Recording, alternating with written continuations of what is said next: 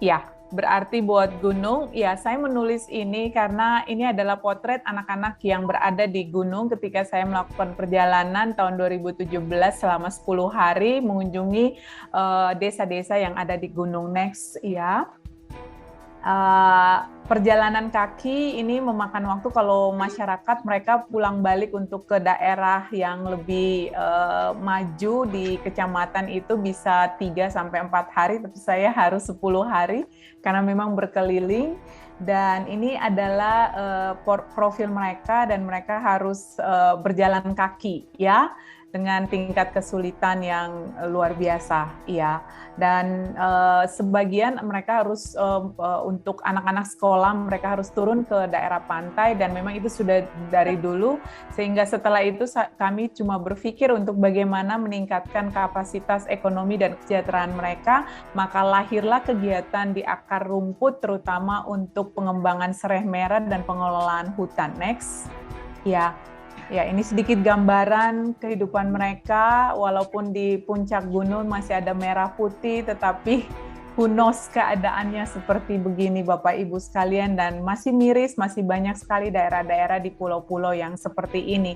Dan inilah sebuah kenyataan. Nanti kita cerita bagaimana tantangan mereka tentang sumber daya yang diambil, dimanfaatkan, tetapi mereka tetap dalam kondisi yang seperti ini. Next.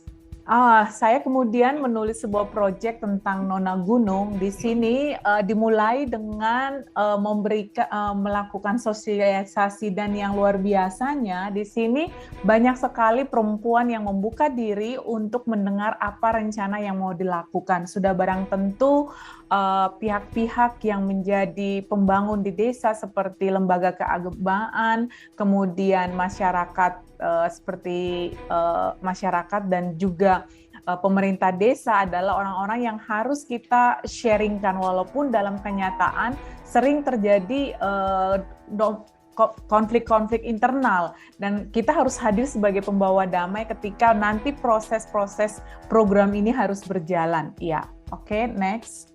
Ini kira-kira inkubator agribisnis yang direncanakan. Jadi kalau dari kota Ambon sekitar 24 jam perjalanan, kita naik ferry dulu, baru naik mobil sekitar 16 jam, baru sampai di lokasi. Ya, kira-kira seperti itu. Next saja.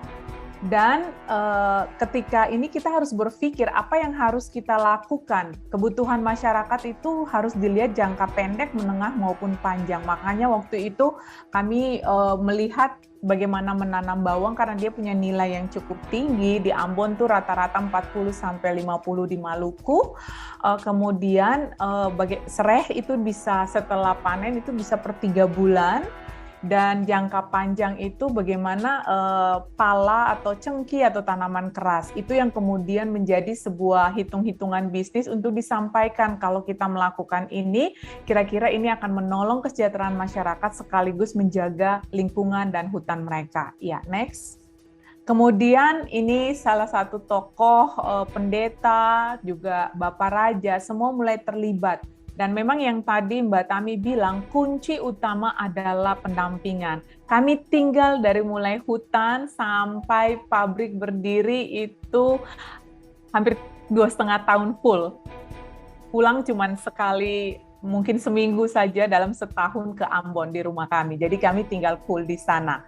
Dan di sini untuk startup kita tidak bisa sendiri karena waktu itu kemudian ada program emas hijau yang digagas oleh Pak Doni Munardo, mantan Pangdam yang baru selesai menjadi kepala BNPB.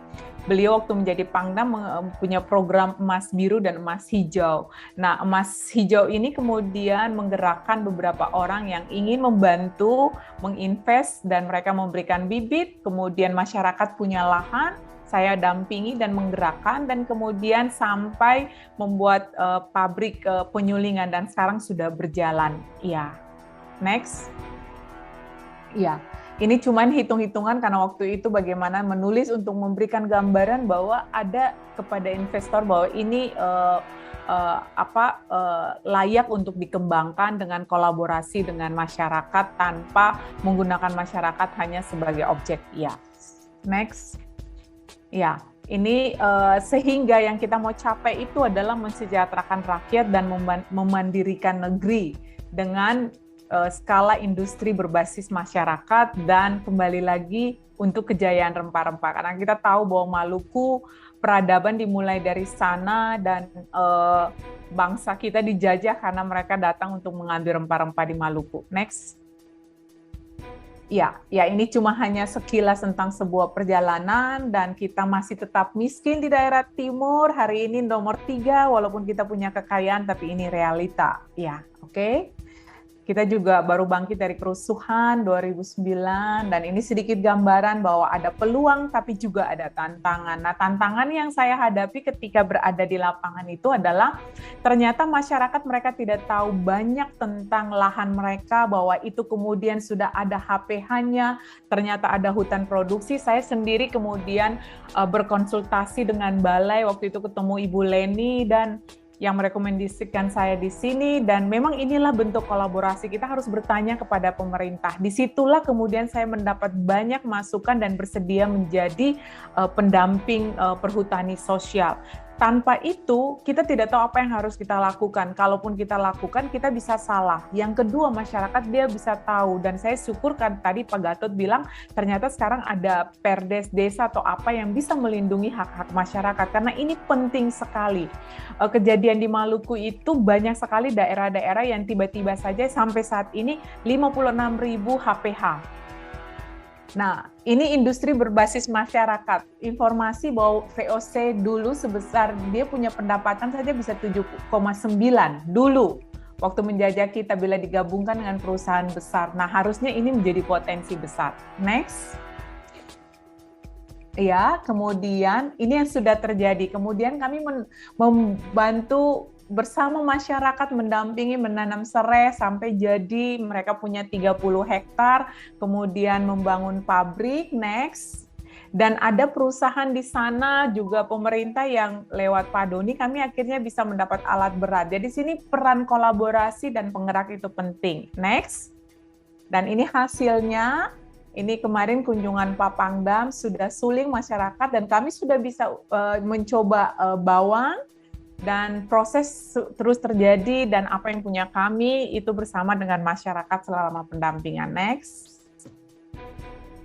Ya, dan harapannya adalah bagaimana memberikan pengetahuan dan keterampilan baru untuk masyarakat sebagai alternatif yang dapat menghasilkan jangka pendek, serta memberikan pendapatan dan peluang pasar yang jangka panjang, dan memberikan semangat buat masyarakat dapat memanfaatkan lahan mereka yang seluasnya untuk membangun perkebunan jangka panjang, sehingga ekonomi masyarakat terjamin bagi generasi. Dan di lapangan saya lihat perempuan sangat terbuka untuk digerakkan, karena kadang mereka butuh lihat hasil ya, dan biasa minta maaf, kadang pria, oh ya ini siapa gitu. Tetapi ketika peranan perempuan untuk melihat saya perlu masih makan anak, saya bisa lakukan ini, saya bisa buat pembibitan, itu kemudian menjadi kekuatan untuk sebuah kolaborasi. Mungkin itu Mbak Tami yang bisa saya ceritakan. Terima kasih.